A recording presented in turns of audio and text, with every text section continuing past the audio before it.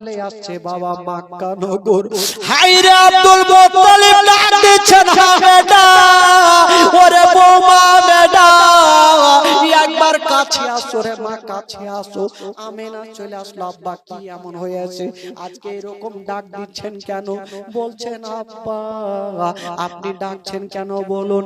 Abdul Muttalib বলছেন, বেটি তুমি আমাকে বলেছিলে মা আমি পেট ভর্তি করে কখনো খাইনি রে মা, আজকে কথা দিলাম মা তুমি নিজের হাতে রান্না করো, আমি সুন্দর করে পেট ভর্তি করে খাবার খাবো মা।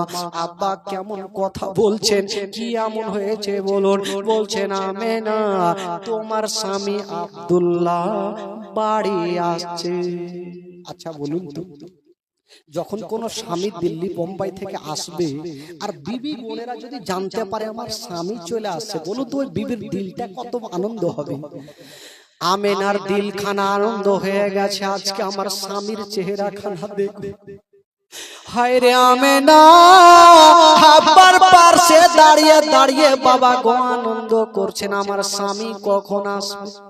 আব্দুল মুত্তালিব বলছেন আমেনা বেটির একটা কথা বলবো মা, যারে মা যা তোমার ঘরখানা সুন্দর করে ফুল নিয়ে সাজিয়ে দাও, মারে ভালোবাসো বিছানা করে দাও, ভালো চাদর দিয়ে দাও, ভালো বালিশ দিয়ে দাও। আমেনা তুমি সুন্দর পোশাক পরে নাও মা। আব্বা কেন?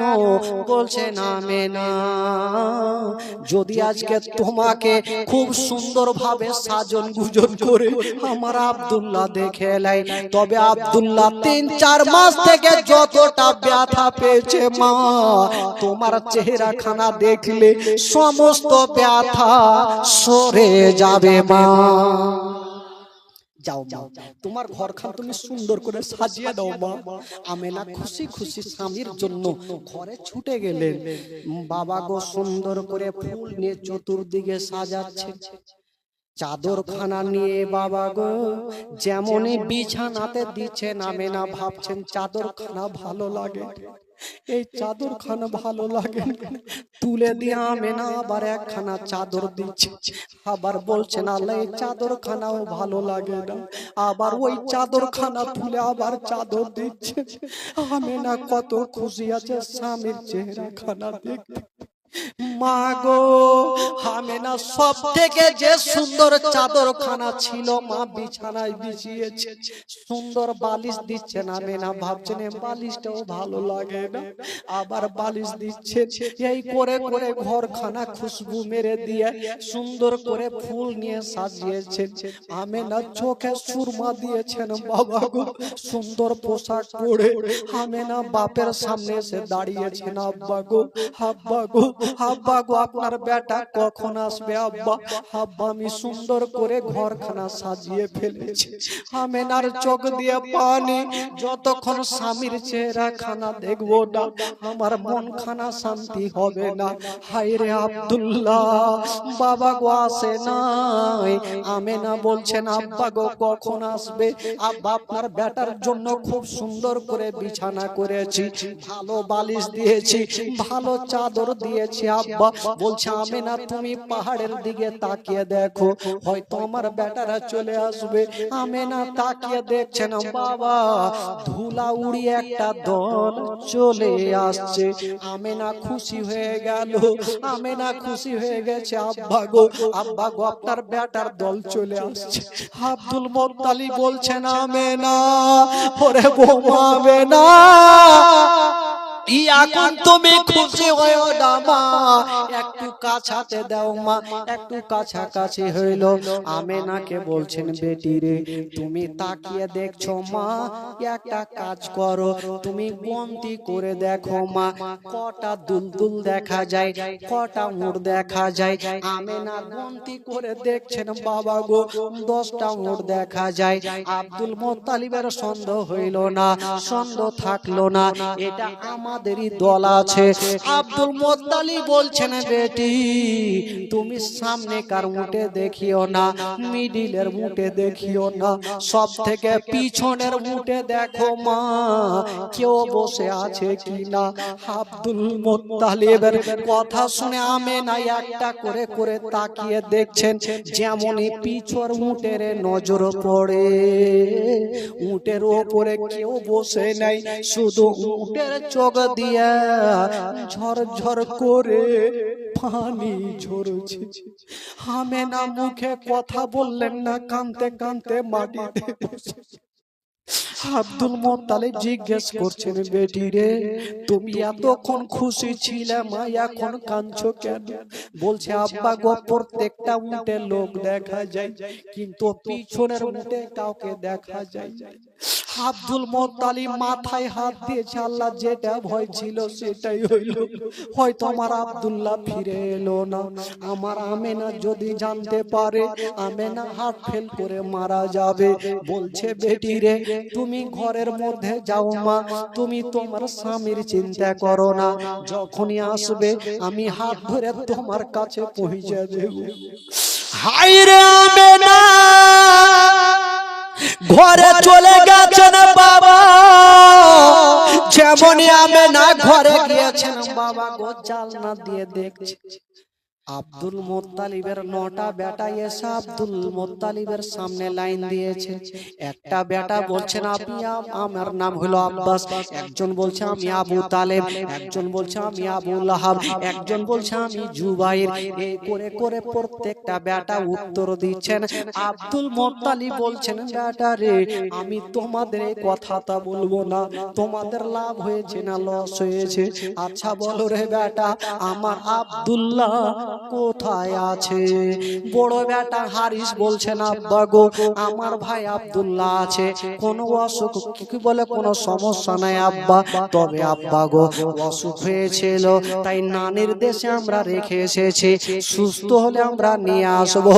আব্দুল মুত্তালিব বলছেন বেটা রে তোরা তোর ভাইকে কেমন করে ছেড়ে আসলি রে বেটা, তোরা ওয়াদা করে গেলি রে বেটা, কেমন করে একাই ছেড়ে আসলি রে? আমেনাকে কি উত্তর দেব বাবা গো? কথা চলছে আর আমেনা কাঁদতে কাঁদতে চলে আসলো, আব্বার হাত ধরেছে। আব্বা গো আপনার প্রত্যেকটা বেটাকে দেখা যায়, আমার স্বামীকে কেন দেখা যায় না? আমার মাথার তাজকে কেন দেখা যায় না? আব্দুল মুত্তালিব বলছেন বেটি বেটি তুমি কাঁদিও না, আল্লাহর কাছে দোয়া করো, তোমার স্বামী অসুস্থ হয়ে গেছে, সুস্থ হয়ে যাবে, তখন তোমার কাছে চলে আসবে। আমেনা উত্তর করলেন না, কাঁদতে কাঁদতে ঘরে চলে গেল। এই করতে করতে একটা সপ্তাহ পার হয়ে গেল। এক সপ্তাহ পর আমেনা এসে একদিন আব্বা জানকে বলছেন আব্বা আমি জানি আপনার বেটা অসুখ আছে, আমার স্বামী অসুখ আছে, আব্বা গো এক কাজ করেন না, আপনার বেটাকে একটু এখানে আনার ব্যবস্থা করেন, আমি আমার স্বামীর একটু খিদমত করব, একটু নয়ন ভরে আমার স্বামীর চেহারাখানা দেখবো। আব্দুল মুত্তালিবের দিল খানা ফেটে গেল। ঠিক আছে আমেনা চিন্তা করো না, ডাক দিচ্ছেন বড় বেটা হারিসকে, বেটা যাও, আমেনার চোখের পানি দেখা যায় না, যাও তোমার ভাই যে অবস্থায় থাকে কেন তুমি নিয়ে চলে আসো। তো হারিসের মনের ধারণা আমি যাব আর ছোট্ট ভাইকে বুকে করে আমি নিয়ে চলে আসবো। যেমনই নানির দেশে পৌঁছে গেছে, দেখছেন যে বিছানাতে রেখেছিল আব্দুল্লাহকে দেখা যায়নি। হারিস চিন্তা করছে আমার ভাই কোথায় গেল, রাস্তা ধরে চলে যাচ্ছেন, দেখছেন কিছু লোকজন বাবার টুপি মাথায় দিয়ে রাস্তা আগাচ্ছে। বলছে চাচা আপনারা যাবেন কোথায়? বললো একটু আগিয়ে জিজ্ঞেস করো। একটু আগিয়ে দেখছেন বাবা একজন খাটলা থেকে সাদা কাফনে ঢাকা। হারিস চিন্তা করছে আমার ভাই অসুস্থ ছিল, তবে আমার ভাই ইন্তিকাল করে গেছে। বলছে চাচা গো কে আছে একবার কাফন খানা টেনে দেখান। যেমনই কাফন খানা টানে গো, অন্য কেউ নয়, ওটাই হলো আমার নবীর বাবা আব্দুল্লাহ। আব্দুল্লাহর ইন্তিকাল হয়ে গেছে। সকলে পড়ুন ইন্না লিল্লাহি ওয়া ইন্না ইলাইহি রাজিউন। ওই সমাতে বন্ধুরা মাটি দেওয়া হচ্ছে। হারিস মাটি দিয়েছেন বাবা, মাটি দিয়ে সবাই চলে গেছে। কিন্তু হারিস দূরে দাঁড়িয়ে দাঁড়িয়ে কাঁদছে। একটা লোক জিজ্ঞাসা করছেন, চাচা আপনি কাঁদছেন কেন? আপনার কে হয় নাকি বলো? বলছে ভাই রে, আমি যাকে মাটি দিলাম এটা হলো আমার ছোট ভাই আব্দুল্লাহ। বাবা গো কাঁদতে কাঁদতে চলে আসছে বাড়ির দিকে। হারিস চিন্তা করছেন, আমি নাকে কেমন করে বলবো তোমার স্বামী জগতে বেঁচে নেই। বিবিরা যদি শুনতে পায় নিজের স্বামী দিল্লি বোম্বে ইন্তিকাল করেছে, কোন বিবির দিলখানা থামবে না। হায়রে আমেনা, রাস্তার ধারে ভাইয়ের আশা দেখছেন বাবা, কখন আমার দাদা আমার স্বামীকে নিয়ে আসবে। বাবা গো হারিস কাছাকাছি হইল। কাছাকাছি যখন হয়েছে বাবা, আব্দুল মুত্তালিব বলছে, বেটা হারিস বলো তোমার ভাই আব্দুল্লাহ কোথায় আছে? হারিস বলছেন, আব্বা গো আমি আমার ভাইকে আনতে পারলাম না। আমার ভাইকে আমি 3 মুষ্টি মাটি দিয়ে আসলাম। এই কথা বলতে নেই, আব্দুল মুত্তালিব কাঁদতে আরম্ভ করেছে। আমেনা মাটিতে পড়ে গেছে, সবাই ডুগরে ডুগরে কাঁদছে। আব্দুল মুত্তালিব চিন্তা করছেন, আল্লাহ আমিও কাঁদি, আমার বেটারাও কাঁদে, কিন্তু আমেনা কেন কাঁদে না? যার স্বামী ইন্তিকাল করেছে আমেনা কেন কাঁদে না? আমেনাকে নড়াচ্ছে রে বাবা। আমেনা আছে, কিন্তু আমেনা দাঁতি লেগে গেছে। আমেনা স্বামীর জন্য দাঁতি লেগে গেছে। আব্দুল মুত্তালিব বলছে, বেটারে দেরি করো না, তাড়াতাড়ি করে আমাকে 1 লোটা পানি দাও, নচেত আব্দুল্লাহকে হারালাম, মনে হচ্ছে আমার আমেনাকে হারিয়ে দেব। 1 লোটা পানি এনে যেমনই আমেনার চেহারাতে দিয়েছে, আমেনার দাঁতি খুলে গেল। আর বাপের বুকখানে লেগে গিয়ে ডুগরে ডুগরে কাঁদতে লাগলো, আব্বা গো আমার স্বামীকে এই জন্য ছুটি দিচ্ছিলাম না, আব্বা গো আমার সারা জীবনটা অন্ধকার হয়ে গেল। হায়রে আমেনা বাবা গো ডুগরে ডুগরে কাঁদে মা গো। আব্দুল মুত্তালিব বলছেন, আমেনা তুমি কান্দিও না রে মা, কান্দিও না, আমি সব সহ্য করব রে মা, তোমার চোখের পানি সহ্য করব না। হাজার হলো আমেনা স্বামীকে হারিয়েছেন বাবা। এমন কোন মা আছে যে নিজের স্বামীকে হারিয়ে দেওয়ার পর তার দিলখানা থামবে? ভাই কেউ থামবে না। আমেনা স্বামীকে হারিয়ে দিলেন। আব্দুল মুত্তালিব একটা কথা বললেন, আমেনা ও বেটি আমেনা, মা তোমার স্বামী নেই তো কি মা, আমি তোমার বৃদ্ধ শ্বশুর আব্বা এখনো বেঁচে আছি মা, আমি যতদিন থাকবো মা, মা রে আমি নিজের কলেজা তোমার কদমের নিচে বিছাবো মা, তোমার কোনো কষ্ট হতে দেব না। জোরে বলুন সুবহানাল্লাহ। বাবা গো আব্দুল মুত্তালিব আমেনাকে নিয়ে সান্ত্বনা দিয়ে রাখলেন। বেরাদার বন্ধুগণ একবার দরুদ পাক পড়ুন, জোরে সোরে পড়ুন, আল্লাহুম্মা সাল্লি আলা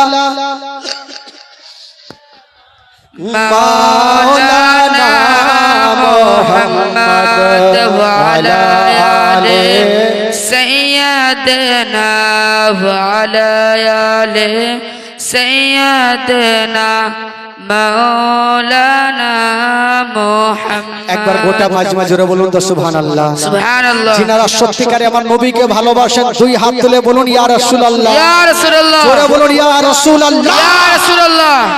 আচ্ছা আপনাদের ঘুম লাগছে নাকি গো? যাদেরকে ঘুম লাগছে একটু হাত তুলেন তো। আগে মাকে কাউকে লাগে না? আর ঘুম লাগে পেয়েছি কুরবানির মাংস, এমনি টাইনে অভ্যাস হয়ে আছে ভাই। আচ্ছা এখানে যারা বসে আছেন, যারা 5 ওয়াক্ত নামাজ পড়েন একটু হাত তুলে দেখান তো, যারা পড়ছেন 5 ওয়াক্ত নামাজ। 1 2 3 4 5 10টা কেউ হতে পারে না। আচ্ছা যারা পড়ে না তারা একটু হাত তুলেন, তুলেন, লজ্জা কি আছে? বাবু কে ইশারা আমার সেদিকে রে পড়ে কি হবে? একটা লোক জীবনে নামাজ পড়েনি, জানেন কোন নামাজ কাকে বলে জানে না, চলে গেছে শ্বশুর বাড়ি। শ্বশুর বাড়ি গিয়েছে, তোমার শালা বলছে এই বহনু আজকে কি বার, বলে আজকে শুক্রবার, চলো নামাজ পড়তে, বলে ধুর শালা কেমন নামাজ হয় বলে। এখন কোন মুসলমান বলছে কেমন নামাজ? তো বহনু চিন্তা করছে যে বাপরে শালা, বহনুকে যদি শালা ভাবছে বহনুকে না নিয়ে যায় মসজিদে তো পান্নটলাতে মান সম্মান থাকবে না। বলছে দেখ কাকে বহিন দিয়েছি, নামাজই বুঝে না। বলে দেখো বহনু এক কাজ করো, মসজিদে চলো, আমার সঙ্গে চলো। মসজিদে যে যেমন করবে দেখা দেখে তুমিও করে নিয়ে চলে আসবে। বলে এরকম নামাজ? বললে হ্যাঁ খুবই সোজা। দেখবেন আজকাল মসজিদে যাবেন, যারা সূরা কিছু জানে না, দেখবেন পার্শ্বে যদি কাউরি দাঁড়িয়ে যায়, একদম দাঁড়িয়ে মুখ যে কি চলে আল্লাহই জানে। সূরা জানে না কিন্তু বেলেটের মতন মুখ চলে, দেখবেন অনেক লোক আছে। তো একে শিখাইছে বহনু চলো, যে যেমন করবে তুমিও করবে। বলে ঠিক আছে চলো। চলে গেছে ভাই শুক্রবারের দিন, আর প্রথম কাতারে ইমাম সাহেবের পিছনে দাঁড়িয়েছে। ইমাম সাহেবের মাত্র 2টা দাঁত, বেচারা বয়স্ক ইমাম, 50 বছর থেকে আছে মসজিদে। নামাজ শুরু হয়ে গেছে। প্রথম রিকাতে সাজদা থেকে মাথা তুলতে গিয়ে ওই বহনুর পাছাতে কার একটু মাথা মানে টুপি লেগে গেছে। ই ভাবছে শালা বলেছে যে যেমন করবে তেমন করতে হবে, তো আমার পাছাতে কেউ মারলে আমি কার পাছাতে মারব? মারতে তো হবে, না হলে ফের নামাজ হবে না। ভাবছে সামনে ইমাম ছিল, ভাবছে একে হুঁড়াইতে হবে। এমন ভাবে দিলে রে ভাই, একদম পড়ে গেল যে 2টা দাঁত ছিল, 2টাও শেষ। ডান দিকে চিন্তা করলে লোকজন বাপরে তো ব্যাপার খারাপ, একে হুঁড়া মারছে। এই বহনু কি করছো? ই ভাবছে ফেরি আর একে লাগছে হুঁড়াইতে হবে, না হলে হুঁড়া কেন মারছে? এমন ভাবে দিলে সব উল্টা। বাম দিকে হুঁড়া মারছে। এই বহনু এর আগের মাথায় বলছে ইমাম সাহেবের দাঁত ভাঙলো, এরা পড়লো, তোরা মাইর খাওয়ার লেগে হুঁড়া মারছে।